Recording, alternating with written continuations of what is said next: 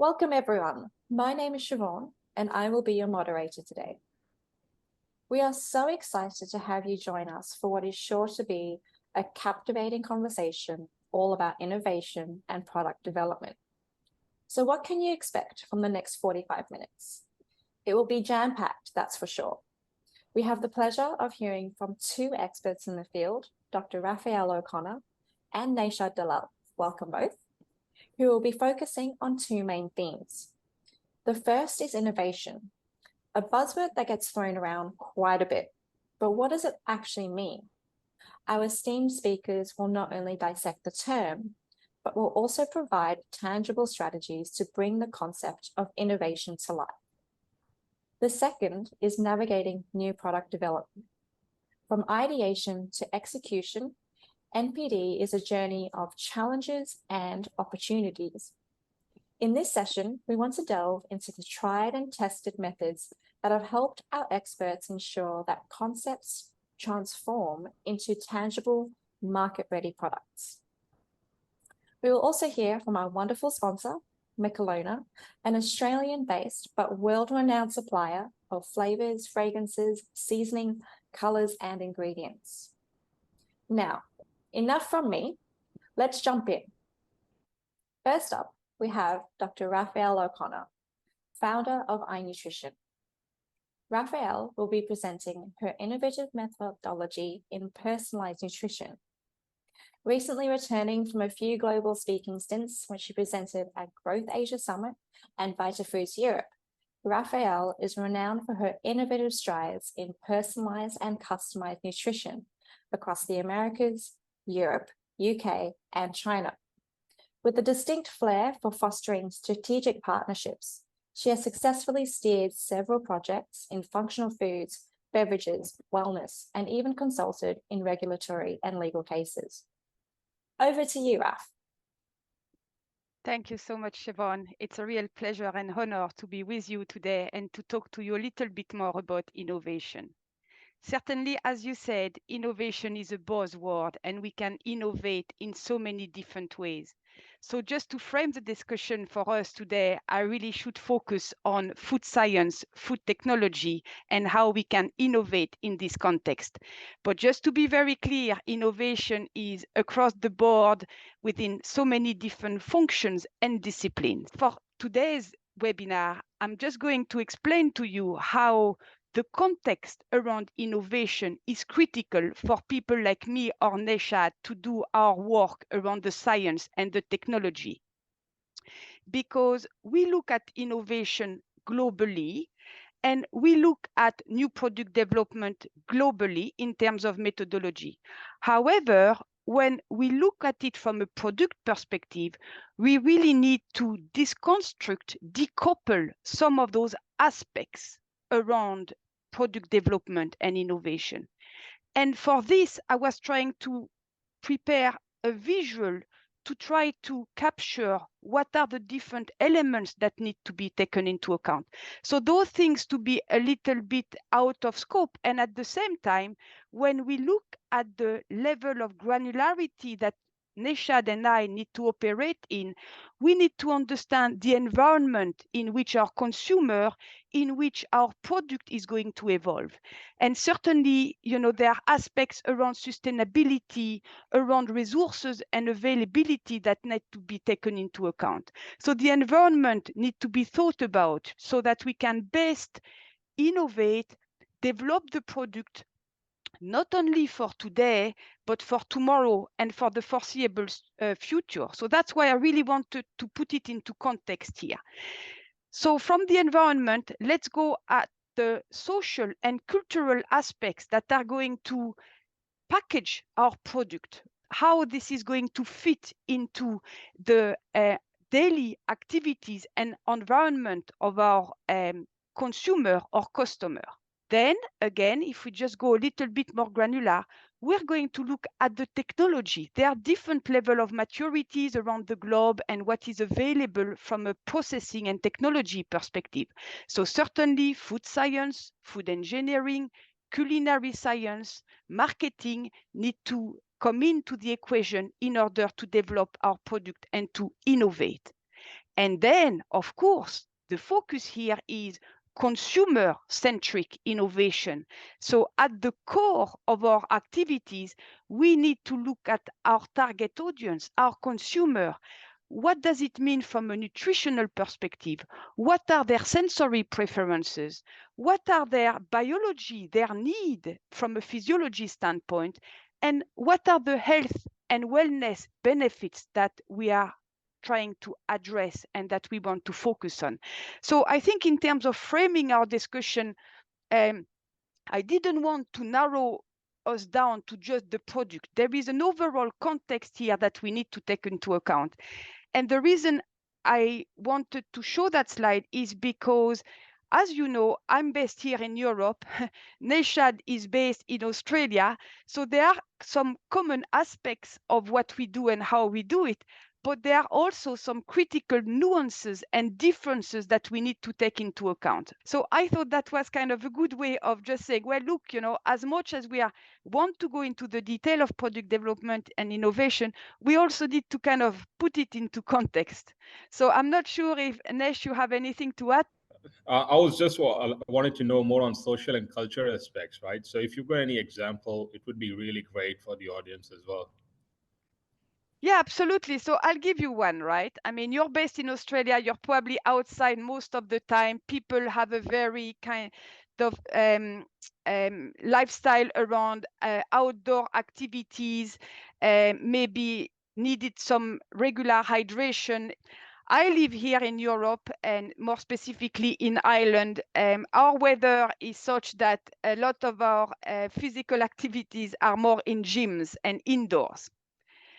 So from that perspective, those two segments may have different needs, but I can see how hydration in your part of the world would probably play a more kind of critical aspects. Another aspect is maybe the population and the demographics. So here in Ireland, we have a very young population, while when I was attending the Growth Asia Summit, it is very clear that the aging population in APAC is really a concern that companies, brands are really addressing. Even culturally, I mean, again, I think you know more than me about that, but I understand that in India, for example, you have so many different languages. The dietary rituals and habits are also very different from one part of the country to the other. Am I right in saying that? That's correct, right? It's got 28 states and 28 different languages. Wow. So every 100 kilometers, the dialect changes. So that's true. To develop not only a new product, but to launch it in the key market and also roll out markets, we would need to really strategize where the biggest opportunities are to make sure that we increase our probability of success. In fact, Nesh, I don't know if you have come across anything like that, whereby you may have an idea that would work very well in one specific market, but might not necessarily deliver on the expectation in the other. Have you come across anything like this? Yes, I do have that one product, right? And I wouldn't name the brand, but it was a kid smoothie. It performed really well. It was a fruit-based smoothie with like flaxseed meal and chia seed meal as well. It worked out really really well here in Australia because what with this coarseness and the graininess in the smoothie while drinking, it meant was like it had a natural ingredients, real ingredients in it, and that's more socially and culturally accepted here. Whereas the same product, when we tried to launch during our trade show in China, it failed terribly because on day one itself, during lunchtime, we had to take it off because kids were drinking it, were never coming back for our other products. So we saw that gap. Again, when you mentioned how important the social and cultural aspects are, that we understood that smoothie over there has to be smooth.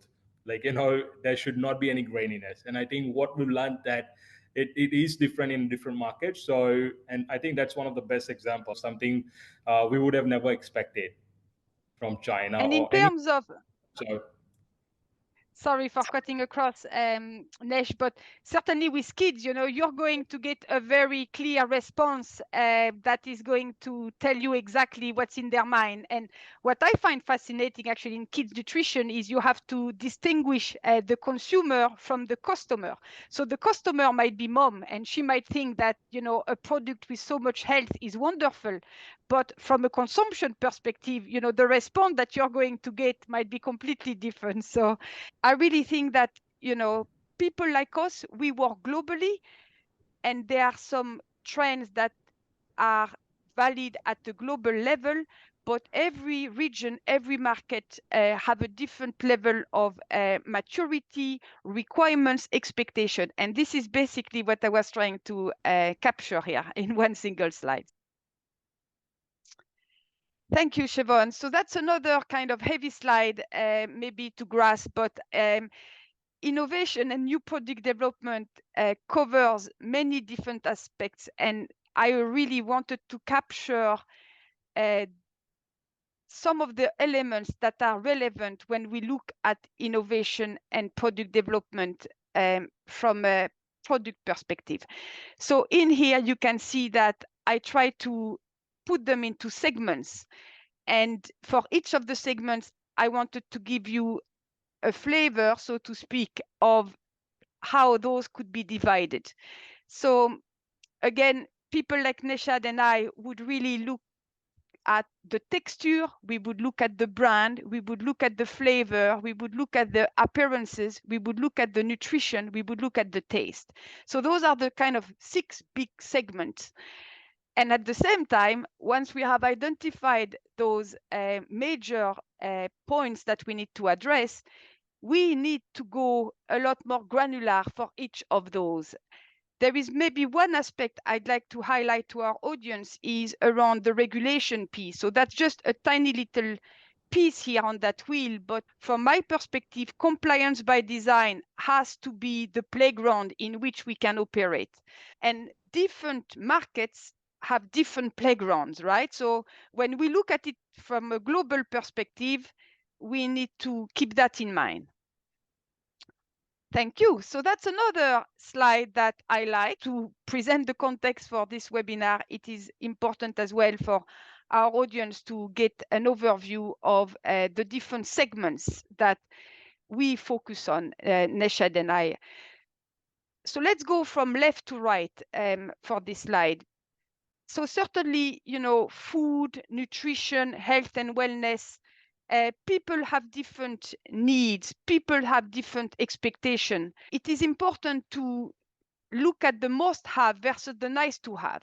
And I think when we look at our different audiences, people have different expectations. That's what I was trying to capture on the left-hand side. On the one in the second left is more on the immediate needs from the food and from the nutrition versus the medium and long-term needs. We want to eat today because we have some specific nutritional requirements today, but some of us might look at food to address long-term health benefits. So again, different time frame that people may consider their choice around food. The piece in the middle addresses the different segments that we have isolated and identified. So at the bottom of the pyramid here, you can see our mass market consumers. Those people are looking for basic, affordable nutrition. We all have a duty to try to supply our customer with the best quality product in the right quantity. How do we address that gap is probably a different webinar, but it is very important that people understand that the quality and the quantity of the food that we have for our mass market consumers can be looked at, and there are plenty innovation opportunities in that space. So the next level of the pyramid here is functional foods and beverages. So this is the one that want to have the basic nutrition, but in terms of preferences, they may want a little bit more fiber, they may want a little bit more protein. So they are starting to be a little bit more specific about what they need from their products. If we go a level higher of the pyramid here, we have our lifestyle consumer. So again, those are starting to be more defined in what they need. They might go to the gym a couple of times a week. They might want to have a very strong focus in the morning. They may want to have a good night's sleep. And again, they rely upon some of our products to address their specific needs. So it's more around the life stage. And then up again on the pyramid, we can see that some people also have some very specific requirements from the food and from the nutrition. Those people can be lactose intolerant, or they can have some very strong allergy toward wheat. They may have diabetes. And again, they rely upon people like us to meet those needs. If we continue to go toward that slide on the right-hand side, we look at it more from a business and more of an operating model, where we can see that we have a very diversified opportunities to engage with our consumer, sometimes directly with a subscription model, sometimes through retail, and sometimes companies decide to have vertical integration with B2B to C type of offering. So I want our audience to appreciate the opportunities to engage with our consumer and to build a very sustainable commercial business in that space. And on the right-hand side, I touched on that already, but it's about the volume and the margins that some of those different segments can offer. Thank you, Siobhan. Next one.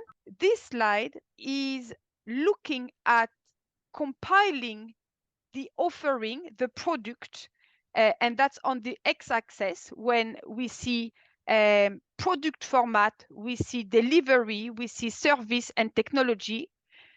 And you can see that the ingredients on the left side of the silos, the verticals, precision nutrition from an ingredient perspective is giving you the opportunity to characterize, select the right ingredient with the right nutrition. And that's where the precision, the work that Neshad and I need to do to make sure that the ingredients address the specific needs of our target audience. So very important to include precision nutrition when we select our ingredients. And then as we go from left to right in those different verticals, we have precision nutrition from an ingredient perspective. We also select those ingredients in terms of creating the overall recipe. So each of those different ingredients has a specific nutritional profile. So we need to go into that level of detail to put the recipe together. Once we have that product design, how are we going to bring it to the consumer? So in terms of delivery, in terms of what we call route to market, how are we going to bring it to our consumer is certainly another opportunity for innovation, another point that needs to be addressed.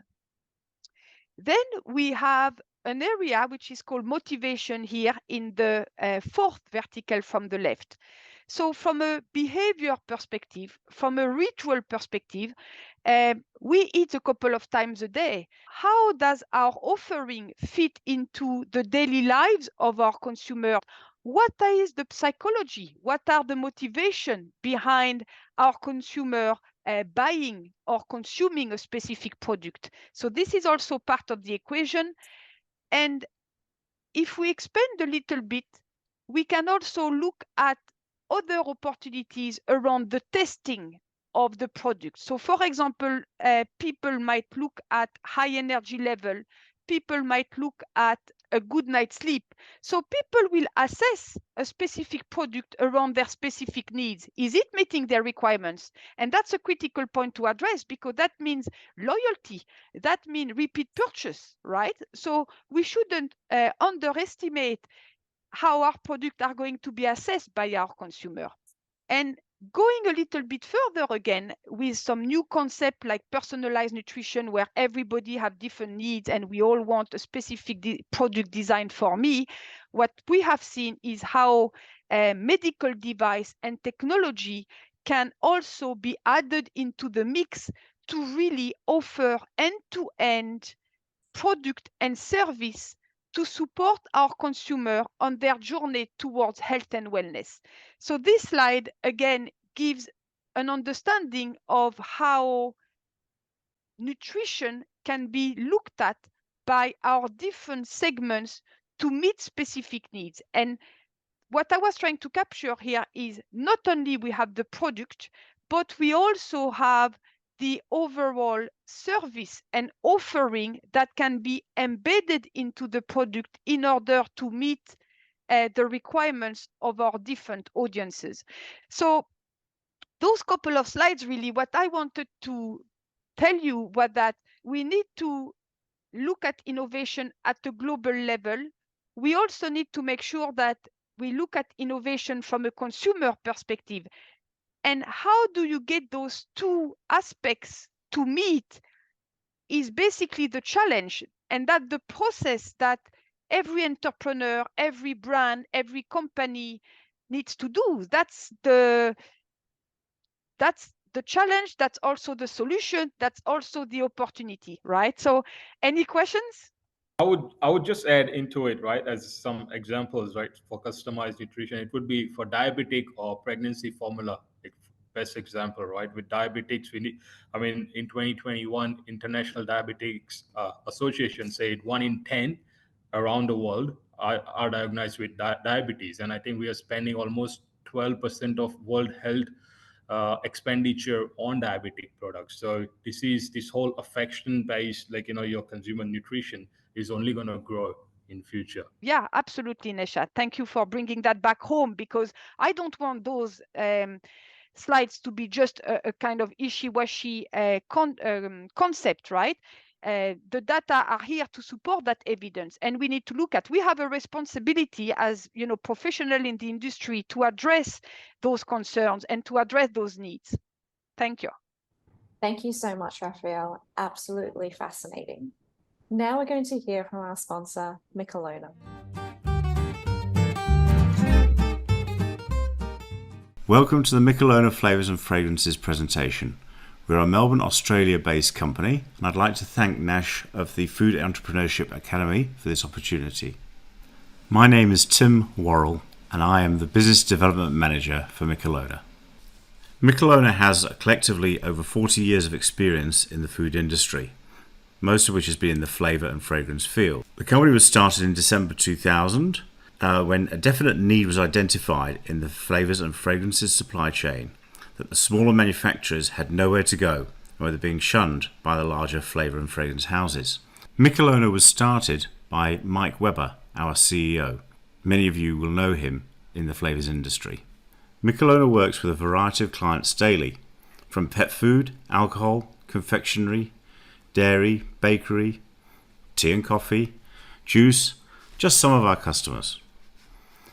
We have a high level of knowledge and experience in flavour applications, especially in the sports nutrition, alcohol and non-alcoholic beverages. We have a friendly and open office and team that welcomes clients into our lab. We work closely with customers and can provide as little or as much input as you desire. We have a vast library of sweet and savoury flavours, seasonings, colours, sweeteners, spices, and a wide variety of each flavour, not just one vanilla profile, for instance. A unique item we work with has seen great results, and that's Thormaton. It's a natural sweetener with no aftertaste. It's very potent, so it's very economical to use. Michelona prides itself in being a nimble, quick-reacting supplier. We provide a large variety of products. We offer very small MOQs, short delivery times, and we offer competitive prices. Our products are Australian manufactured, and we have full SQF accreditation. Quality control is of primary importance at Michelona. We have extensive knowledge of the regulatory side of our ingredients, including TGA, Organic, Cosmos, Rainforest Alliance, Halal and kosher certification, natural status, and all food labelling related matters. We've got a great relationship with our suppliers, not only the materials, but also governing bodies and our freight companies, who we can call upon when something's urgent. We have high quality and consistent products. They're very concentrated and they're not watered down. We do have weaker options if that's what the customer wants, and that would be reflected in the price. As well as being HACCP SQF accredited, we also only purchase from suppliers that have acquired this standard as a minimum. We have highly qualified flavour technologists who can provide free samples, which we can dispatch within 24 hours of request. Our experienced technical team understands the flavour and allergy in the recipe, and our services include customised flavour, fragrance and seasoning development. We can provide ongoing technical and research and development support, and we do flavour application work with customers' unflavoured base product to provide that wow factor. We share our knowledge of what is trending in the flavour and culinary market industry, and together with our sales and marketing team we strive to stay abreast of global developments and innovations and apply those locally. We are constantly creating new and exciting products, customised flavour applications for our customers, and we respect customer product confidentiality absolutely. So our dedicated Michelona technical team work collaboratively. It allows us to quickly respond to our customers' unique requirements. Our technical and regulatory teams are very well respected in our field of competence.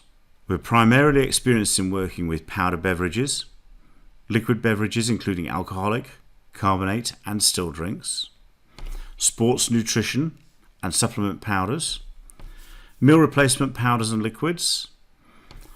We help customers achieve their desired end products through collaborative team effort.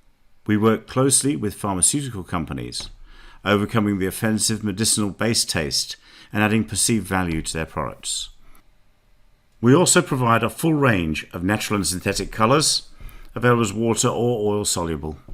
We also have a great range of spice and herb mixes, aiming to enhance the taste and aroma of delicious deli meats, meat mixes, and other small goods. Thank you for watching. If you're interested in a customised flavour application service through our laboratory at no charge, please don't hesitate to contact us. All our details are on our website, www.michelona.com.au.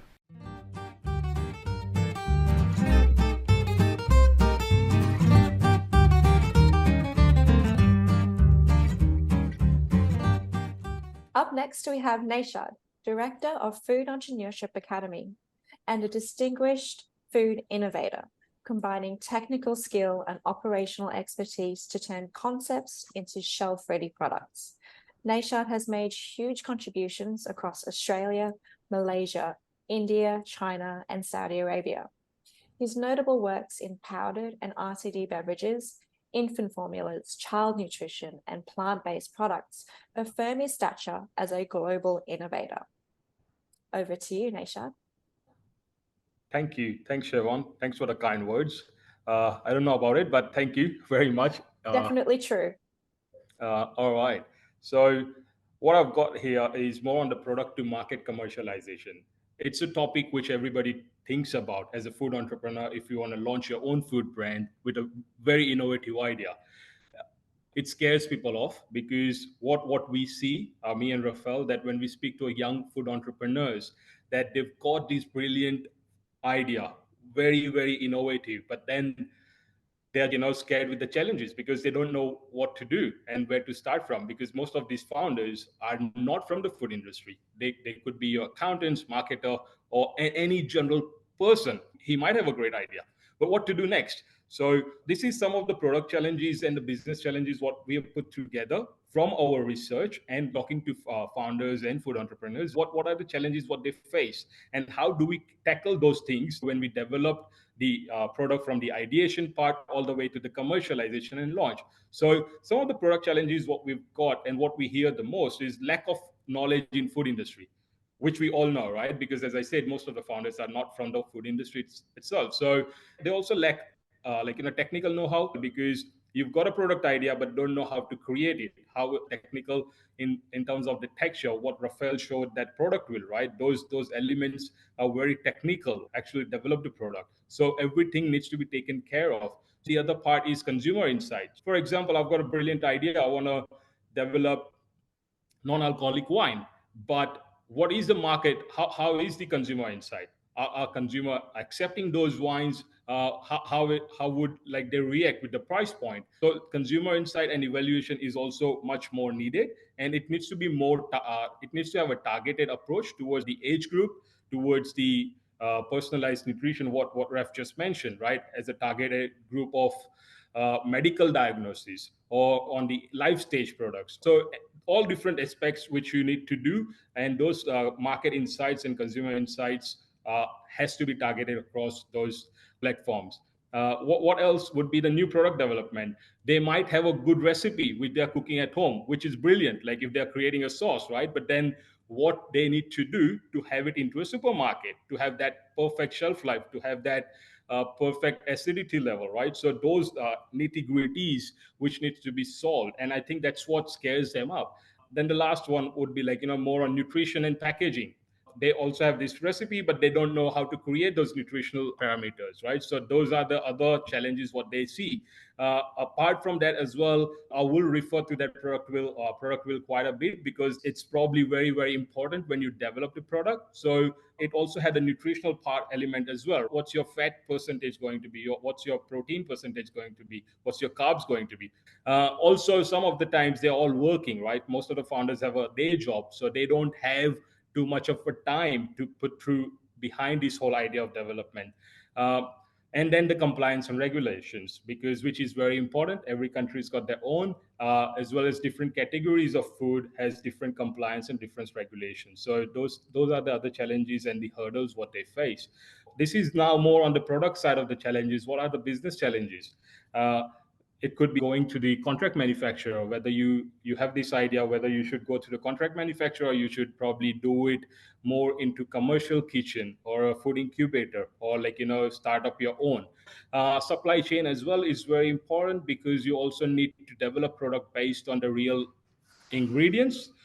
Collaboration with key stakeholders. So a lot of people have these ideas but don't know, I mean, as I said, don't know where to go. So if they've got this idea of developing a beverage, they might need help with collaborating with manufacturer or with supplier, with flavor house. So sustainability is also a bigger aspect. As a brand owner, you need to focus on, because whatever you, this is my and Rafael's understanding, that whatever you develop right now and going further, you need to have that sustainability aspects over your product, in terms of your branding, in terms of your packaging, also more sustainable to the ingredients as well. So those are very, very important challenges, and I think that's where expert like Rafael and like myself could help you out in terms of these challenges and how you could navigate. We'll discuss in next 3 slides.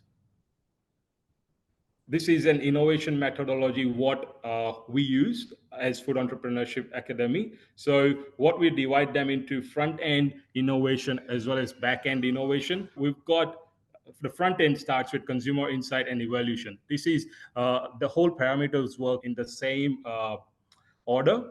Although when I say order, it has to work concurrently, but like a main order, it works through. So the consumer insights and evaluation, any development, what we have to do, it has to be consumer centric. If you are developing a gym product like sports nutrition, then you need to understand what are they asking for, right? I mean, what is your age group?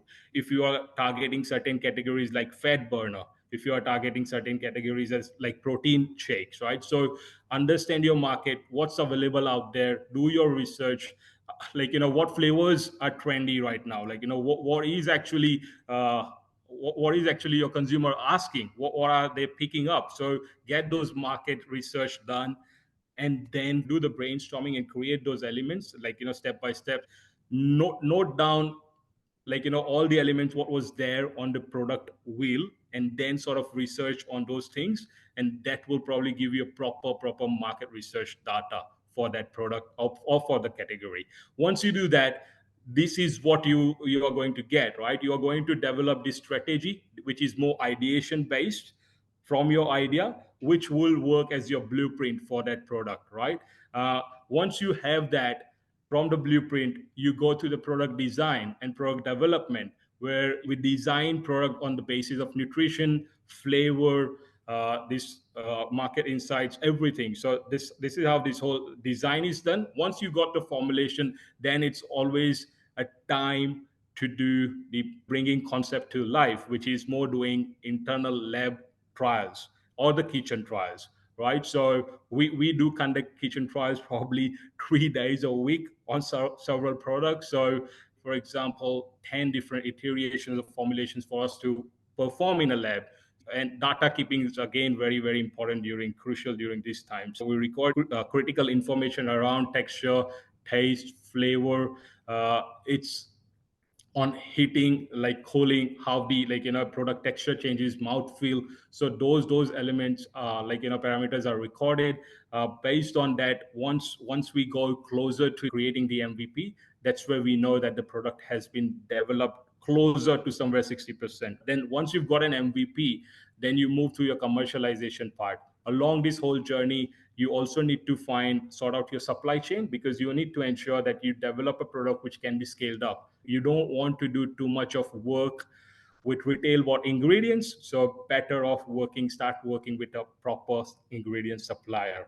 So that's what we do. And then also working along this whole journey, as I said, like, it works concurrently, that, like, we also work with co-manufacturer, understanding their processing parameters, like if you're creating a beverage, if it needs a heating step, then what temperature or what time, everything. So the whole design and development is done according to that particular manufacturer's processing parameters. So that does your scale up work as well. We don't want to end up creating something which cannot be scaled up. So this is very important for us.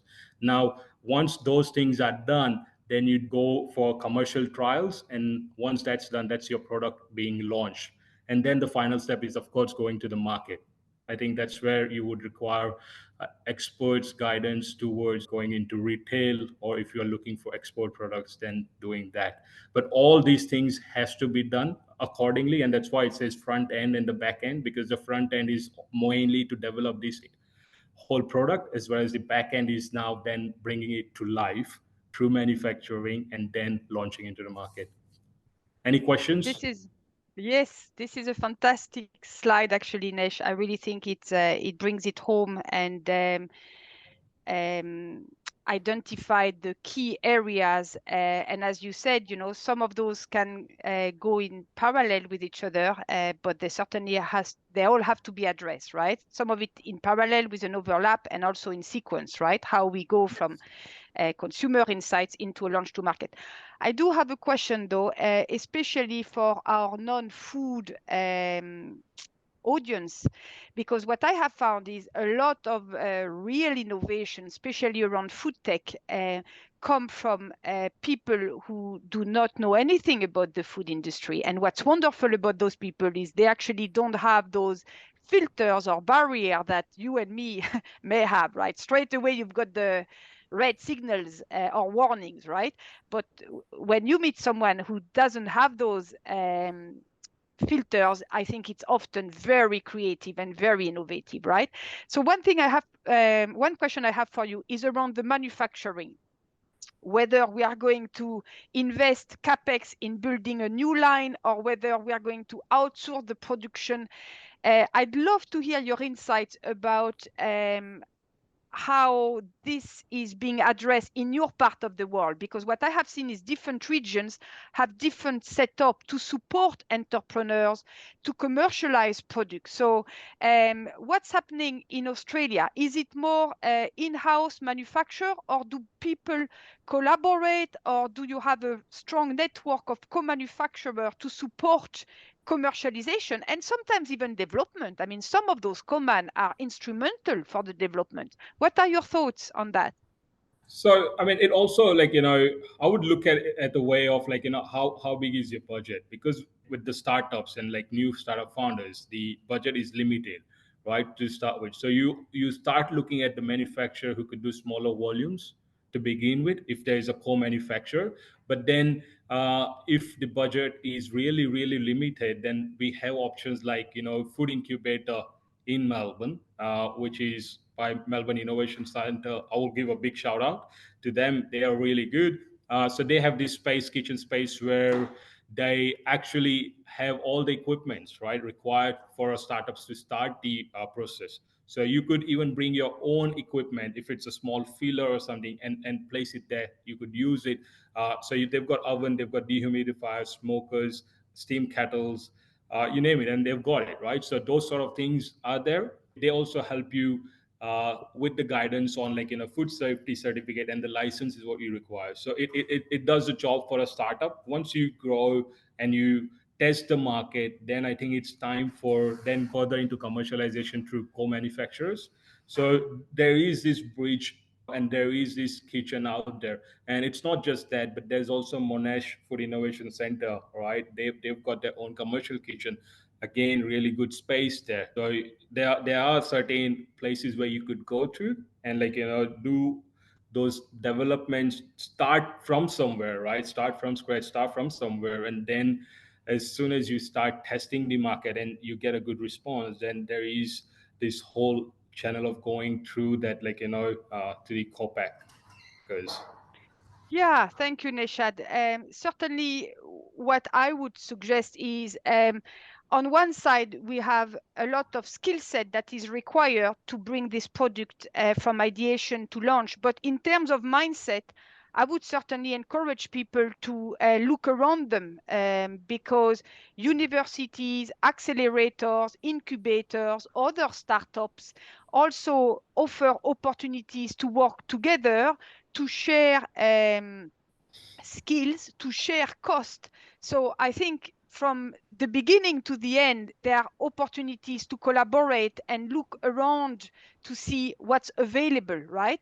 And even financially, there are some grants out there that also support entrepreneurs and startups to get to the next stage. And I'm glad you spoke about the grants, because Australian government and the state governments do have, like, the research and development grant, which a lot of startups do use that. There is some prerequisite, but we see some of our startups go through that whole process as well. So yes, which is, I would say, like, those are the monies which actually you can reinvest into your R&D going further. Mm-hmm. Thank you, Nesh. And I think what this slide kind of generates for me in terms of thought is project management, because I don't know about your day-to-day activities, but for me, I act as an SME, a subject matter expert, let's say, in food science, food technology, but very quickly, my role drifted into an end-to-end project management role to put all of those together. Is that the case for you as well? Exactly. I mean, it is the same. You have the network, you have the ecosystem, you understand what can be done and where. So that's another little piece, I think, to bring into the jigsaw that can also be overlooked, is how we can support in terms of expertise, but also from a PM standpoint, which is critical to put all of those pieces together. And it would be fair to say now that, like, that's what Food Entrepreneurship Academy is trying to do: create this ecosystem where we create this network of partners, be it manufacturers, be it key stakeholders like university, be it like expert like yourself, right? So that we bring those knowledge, talent, but also partners to bring these products to life. And I think that's what we are trying to build here. So yes. Yeah, and it is also fair to say that between you and me, we have developed that ecosystem around the world, whether it is across multiple different disciplines, but also different locations, to offer this kind of robust supporting system to bring those ideas to launch, right? That's very much part of open innovation, of the collaboration, to really, I suppose, solidify the opportunity. As that's how I see it, along with finding it extremely stimulating to work together. But it is important, I think, to not only acknowledge the different tasks, but also the mind to put those tasks together, Yeah. Yes. Next slide. Thank you. I wanted to discuss how you can, with the innovation methodology, you need to start with consumer needs and finish with consumer needs. This is what your purpose needs to be, basically, to be successful. What we do is we start with consumer centric design. So understand your target audience, as I said in my previous slide. What are the preferences on taste? What are the preferences on mouthfeel? What are the preferences on texture? What are the preferences on nutritional data? What sort of food do they like to eat within your category, right? And then, like, the last thing, finish with your consumer validated product. So again, sensory plays a very important role here. So once you've got an MVP, you take the product out, you go out there in the market, you do the sensory test among your target population, but also do some very small group of people for experts to do the sensory as well, right? So those two things are very much needed. From your sensory, whatever feedback you do get, refine, retune it, and then sort of launch your product. That we see from our data, working with number of startups in last year and a half. We've seen that, that success ratio goes from 10% to 50%. Yeah, fascinating slide. I really like where you're going with that. I suppose the question here is, how much data do you need to throw yourself out there, right? Because we obviously have the initial launch, and then there will be always life cycle projects to continue that improvement, right? So I think it is a very fair point to say, well, you need to test it in the market, but how much do you need to test it before you actually launch it?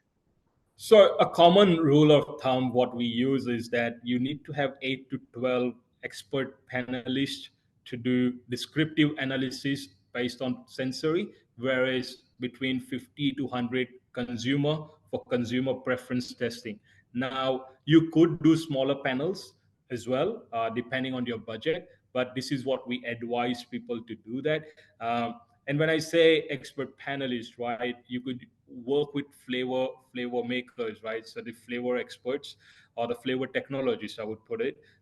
They would understand of the actual nitty gritty of the flavors. So understand that, work with them, let them taste it, and then go with 50 to 100 based on, whatever your budget and the product is. You could do those tests. Those ingredient suppliers are real solution providers, and by working hands in hands with those key partners, really, to accelerate the development process, and also to have more chances of succeeding, because they also bring an awful lot of experience and expertise to the table. And company like Michelona, our sponsors, they play a very important role. They are one of our network partners for flavors. So when we design our product, we do most of our work and base ingredient or based recipe work, and then we work along with their flavor technologies. Big shout out to Rob, amazing technologist. He's the expert who we work with. So yeah. Yep. So furthermore, into consumer centric and consumer validated product design, how you do it. So as I said, start with brainstorming. So if you got an idea, start with brainstorming. If you're creating a weight loss shake, for example, understand what category you are going to develop into. Uh, Go for what's the prerequisite sort of precondition requirement, what you need to have, be it energy, protein level, what are the vitamins and minerals you need to add through at what level. Understand those things. Next thing, is it going to be plant based, is it going to be dairy based, understand your needs, consumer needs, right? Based on your market research and market data, based on that particular target group, work on it, recognize areas of uncertainty and seek, ask for answers. This is what we do. So this is the comprehensive evaluation you need to do. That's what we call it as a knowledge mapping. You'll see on the top part is all brainstorming, and the bottom part is divided into strategy development and outcome. So the other part of the brainstorming is more on the product mapping as well. That, as I just mentioned, right, identify areas of innovation, what has been done before within the same category, create that blueprint of product features which makes your product stand out in the market, and then hence sell as well, right? And then when we come down on the bottom end, where there's a strategy development, once you got this, then create ideation strategies with consumer preferences again in mind, right? I mean, it's more repetitive, but consumer centric is the word you need to sort of like keep it in your mind all the time, and like imprint it in your brain. And I think that's very, very important for us to do that. And then the last thing is more on the outcome side, is that once everything is done, designed, developed, that's where the consumer validation is there. Test concepts, MVP with your target consumers, evaluate feedback, fine tune it, and then launch. We go with an understanding of close to 95-98% of consumer being happy about it. And once that's all done, that's where you got the product. Those beverage cans picture over there. So all those parameters are very, very important in developing the product. I think that's a lovely slide, Nesh. It complements the previous one really well. The piece that I would like to get from you is I have found often a gap between consumers' wants and consumers' needs, right? And this kind of area is an opportunity for us, again, to innovate and to shine and to bring value, right? Because you can do an awful lot of consumer research and you have an idea of what they want. But is it really what they need? And often what I have found as well, even with my own clients, let's say, they have a want. So when they come to me with a project, I want this, that, and the other. And I'm thinking, yeah, but how does that translate in terms of what he or she needs? How can I support those people on their journey? I'd love to hear your perspective on that. How do you address this potential gap? Very interesting question, because the way we look at it is like, we try to create an overlapping chart, right? One end being completely unhealthy, one end being health and wellness. Whereas the place where it overlaps, it's more, a bit of both of worlds in it, right? It's more health and wellness related, but it's also more on the indulgence end, right? So we try to be in that sort of as much as, like, on the right hand side, like towards more health and wellness, but within that overlapping chart section, that's where we try to be in, because we know that consumer wants healthy product, health and wellness product, but their needs when selecting it, they still need very tasty, much more indulgent product, right? They don't want to have the healthy product which does not taste good. But there's always a little bit of give and take, right? So when you develop those things. Yeah, how do you find the sweet spot is the question.